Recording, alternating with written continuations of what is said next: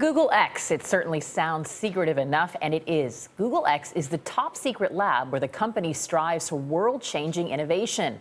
It has been completely off-limit to journalists until now. Jon Gertner is an editor-at-large at Fast Company, a business magazine. His latest story is The Truth About Google X, an exclusive look behind the secretive lab's doors. And here to tell us all about it is Jon. Good morning. Good morning. So you've been to the future, and now you're back. I have, and I survived, and it looks pretty exciting there. Tell us about the labs. What's actually happening in there? Well, you know, it's a couple buildings on the Google campus, and Google has quite a few buildings in Mountain View. And really, from the outside, there's no markings. They try and keep it pretty hush-hush. They don't talk about what they're working on. We already know a few of the products that have come out of this lab. There's Google Glass, self-driving cars, these contact lenses that can measure glucose.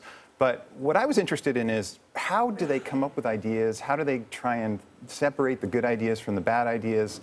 And inside, it looks like a regular technology building, but what's different, I think, is the people who are working there.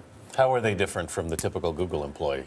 I think when I think of Google, I think of the best computer scientists, you know, Right. the best coders that you knew in college and stuff. Here you have a kind of quirky bunch of people who are sometimes have background as machinists, as physicists. I even met somebody who was a philosophy PhD. So people who kind of think more broadly about the world and how to solve the problems of the world, rather than just how can we write some new computer code. I thought rapid evaluation was fascinating. I mean, they go into this wanting to kill every idea, don't they? That's right. You would think that they call it rapid eval, and you would think that the idea would be, let's come up with good ideas and try and make them work. But actually, it's the opposite. They say, let's come up with good ideas and try and make them fail, because only by that can we really see what's left standing, what's really good, what's really going to be worth putting money into, what could really become a business. Their philosophy is also interesting in the way they approach each of these, because they look back from the future, right?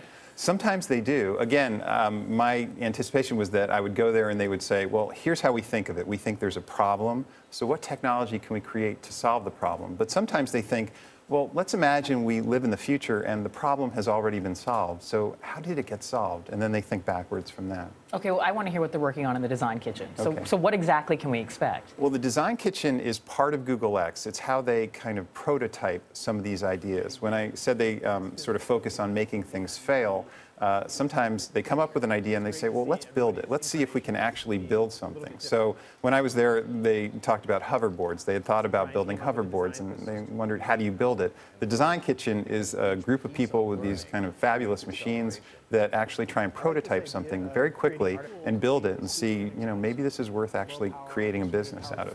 Well, this is interesting because, I mean, when you talk about hoverboards, that's got nothing to do with what we know about Google, which has a search engine. They're talking about, they don't care whether it's aligned with their main business. Exactly. I think normally a business would sink money into research that's related to its business. So Google does put tons of money, millions, billions of dollars, into making better search engines, better digital technologies.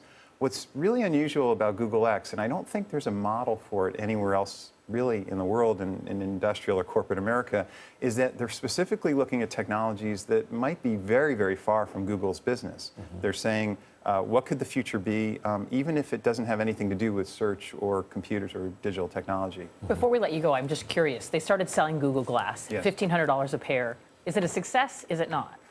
I think they would say it's too early to tell, but they believe that it will be a success. Now, how will it be a success? It might be a consumer success. I think it might be a kind of enterprise success in the way that surgeons or people who are doing industrial work whose hands are tied up and they need that kind of interface with computers on their face.